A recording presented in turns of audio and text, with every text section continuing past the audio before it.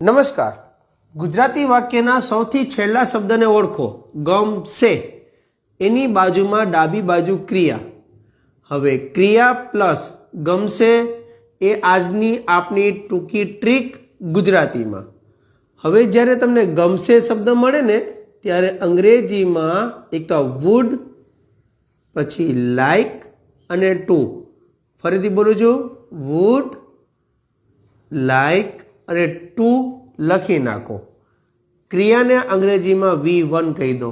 V1 એટલે મૂળ રૂપ. હવે આટલું તમારું ઇમ્પોર્ટન્ટ પોર્શન છે. શું? ગમશે માટે વુડ લાઈક ટુ ક્રિયાને કહેવાય V1. તો આપું તમને ટૂંકી ટ્રીક.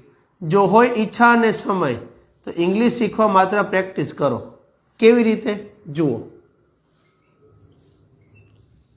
મને ક્રિકેટ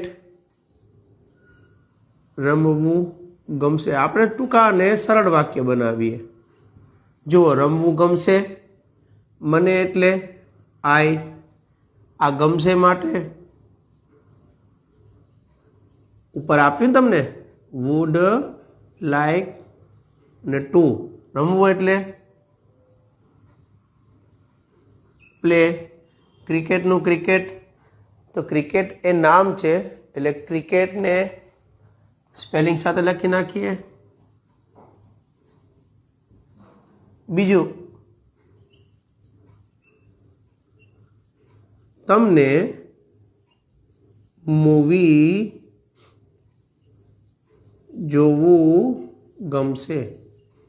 ફરીથી ગમશે શબ્દ આવી ગયો. જોવું એટલે વોચ, તમને એટલે યુ, ગમશે માટે તમને કીધું એ પ્રમાણે વુડ લાઈક ટુ. જોવું એટલે વોચ. મૂવીનું મૂવી લખી નાખીએ. સમજો છો? ગુજરાતી ટુ ઇંગ્લિશ કરો યા ઇંગ્લિશ ટુ ગુજરાતી કરો. સિમ્પલ ફંડામાં તમે તમારું સેટિંગ કરી શકો. ચાલો ઇંગ્લિશ લખીએ તો he would like to eat pizza. ચાલો ગુજરાતી કરી નાખવાનું. He would like to eat pizza. Video ગમે તો શેર કરજો. સમજાવવાની જવાબદારી મારી, પ્રેક્ટિસ કરવાની જવાબદારી તમારી. શીખો ઇંગ્લિશ સરળતાથી, કારણ કે ગ્રામર શીખવા માટે માત્ર ટ્રીક જોઈએ અને ટ્રીકથી દૂર થશે બીક. ક્યાંથી જુઓ છો? લોકેશન અવશ્ય જણાવજો. જય હિન્દ.